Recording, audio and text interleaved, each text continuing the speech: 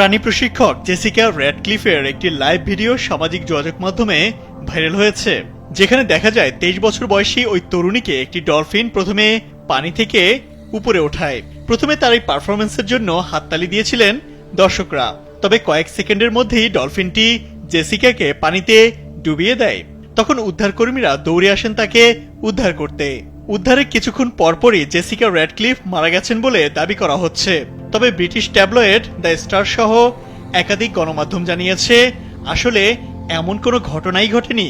সরকারি নথি, সামাজিক নিরাপত্তা প্রতিবেদন কিংবা বিশ্বস্ত সূত্রে জেসিকা র্যাডক্লিফ নামের ওই প্রশিক্ষকের খোঁজও পাওয়া যায়নি।